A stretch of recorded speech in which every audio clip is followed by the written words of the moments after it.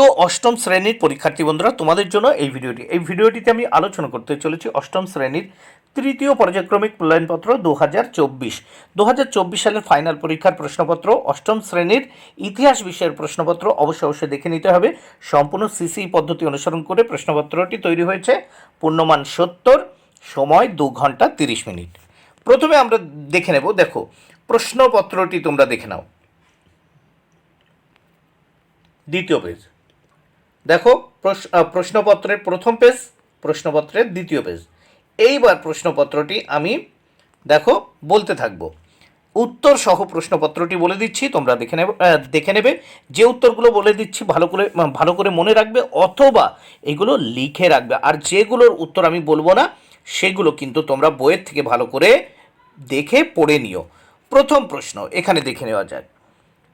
এক দাগে নিচের যে কোনো 10টি প্রশ্নের উত্তর দাও। নিচের যে কোনো 10টি প্রশ্নের উত্তর দাও। প্রথমে 1-এর 1, এখানে দেখো 10টি প্রশ্নের জন্য কিন্তু 10 মার্ক বরাদ্দ রয়েছে, প্রত্যেকটি প্রশ্নের জন্য 1 মার্ক করে বরাদ্দ। 1-এর 1, বাংলা ভাষায় প্রকাশিত প্রথম সংবাদপত্রের নাম কি? উত্তর সমাচার দর্পণ। 2 নম্বর প্রশ্ন, হিন্দু বিবাহ পুনর্বিবাহ আইন জারি করা হয় কবে? উত্তর 1856 খ্রিস্টাব্দে। 3 নম্বর প্রশ্ন, আর্য সমাজ কে প্রতিষ্ঠা করেন? উত্তর দেখো, উত্তর দয়ানন্দ সরস্বতী। উত্তর দেখে নাও, এখান থেকে তীর চিহ্ন দিয়ে এখানে আমি উত্তর লিখে দিয়েছি, জায়গা নেই বলে। দয়ানন্দ সরস্বতী। আর্য সমাজ কে প্রতিষ্ঠা করেন? উত্তর দয়ানন্দ সরস্বতী। 4 নম্বর প্রশ্ন, বঙ্গলক্ষ্মী কটন মিল কবে চালু হয়? উত্তর 1906 খ্রিস্টাব্দে। 5 নম্বর প্রশ্ন, মোহামেডান লিটারেরি সোসাইটি কে প্রতিষ্ঠা করেন? উত্তর নবাব আব্দুল লতিফ। 6 নম্বর প্রশ্ন, বিষ্ণুচরণ বিশ্বাস ও দিগম্বর বিশ্বাস কোন বিদ্রোহের সাথে যুক্ত ছিলেন? উত্তর নীল বিদ্রোহ। 7 নম্বর প্রশ্ন, 1857 সালের মহাবিদ্রোহকে কে ভারতের প্রথম স্বাধীনতার যুদ্ধ বলেছেন? উত্তর বিনায়ক দামোদর সাভারকার। 8 নম্বর প্রশ্ন, নাট্যাভিনয় নিয়ন্ত্রণ আইন কে জারি করেন? উত্তর লর্ড নর্থ ব্রুক। 9 নম্বর প্রশ্ন, 1885 সালে জাতীয় কংগ্রেসের প্রথম অধিবেশনে কে সভাপতিত্ব করেন? উত্তর উমেশ চন্দ্র বন্দ্যোপাধ্যায়।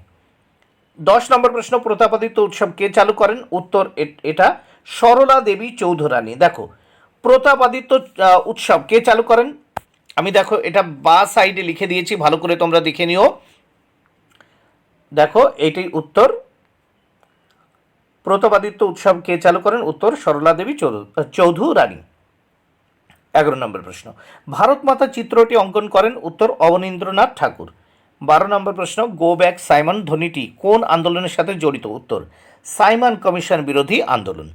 নেক্সট আমরা দেখব 2 দাগের প্রশ্ন ও তার উত্তরগুলো। 2 দাগে বলেছে সঠিক উত্তরটি বেছে নিয়ে লেখো। 10টি প্রশ্নের উত্তর করতে হবে, 10 মার্ক, প্রত্যেকটি প্রশ্নের জন্য 1 মার্ক করে বরাদ্দ। 2-এর 1, ভারতের ইতিহাসে সীমান্ত গান্ধী নামে পরিচিত? উত্তর খান আব্দুল গফর খান। দেখো প্রত্যেকটি উত্তর আমি লাল বক্সের মধ্যে কিন্তু রেখে দিয়েছি।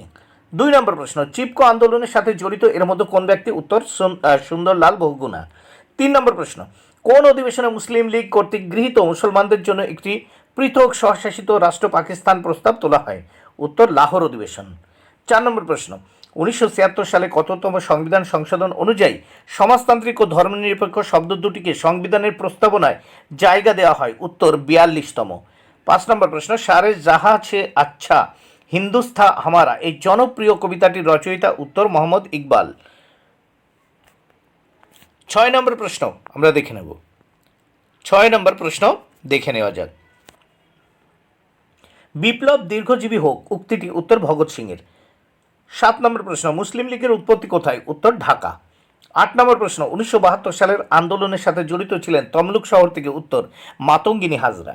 9 নম্বর প্রশ্ন, আজাদ হিন্দ বাহিনী প্রথম ব্যাটালিয়ন 1944 সালের কত তারিখে ভারতের মাটিতে প্রথম জাতীয় পতাকা উত্তোলন করে? উত্তর 19 মার্চ। 10 নম্বর প্রশ্ন, সুভাষচন্দ্র বসুর রাজনৈতিক গুরু ছিলেন? উত্তর চিত্তরঞ্জন দাস।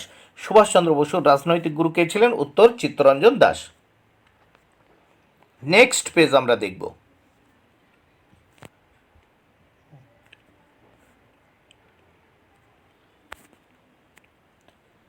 3, নিচের যে কোনো 5টি প্রশ্নের উত্তর দাও। এখানে মোট হচ্ছে 10 মার্ক, প্রত্যেকটি প্রশ্নের জন্য 2 মার্ক করে বরাদ্দ। অবশ্যই প্রশ্নগুলো কিন্তু পড়ে নিও বই দিকে।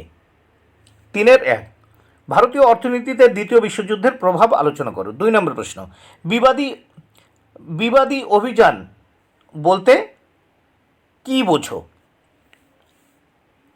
তারপর 3 নম্বর প্রশ্ন, মন্টেগু চেমসফোর্ড সংস্কার সম্পর্কে যা জানো লেখো। 4 নম্বর প্রশ্ন, ভারতীয় ইতিহাসে লালবাল পাল নামে কারা পরিচিত? 5 নম্বর প্রশ্ন, 3 দিনের তামাশা কি?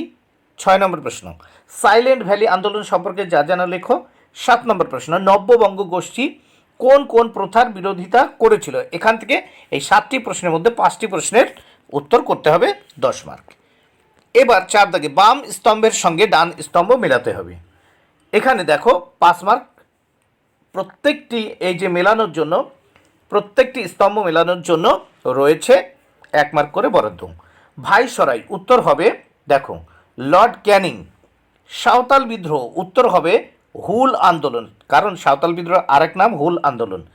বদরুদ্দিন তায়েবজি উত্তর হবে জাতীয় কংগ্রেসের মুসলিম নেতা। দেখো আমি তীর চিহ্ন দিয়ে অংশ মিলিয়ে দিয়েছি। 4 মাইকেল ও ডায়ার উত্তর হবে জালিয়ানবাগ হত্যাকাণ্ড।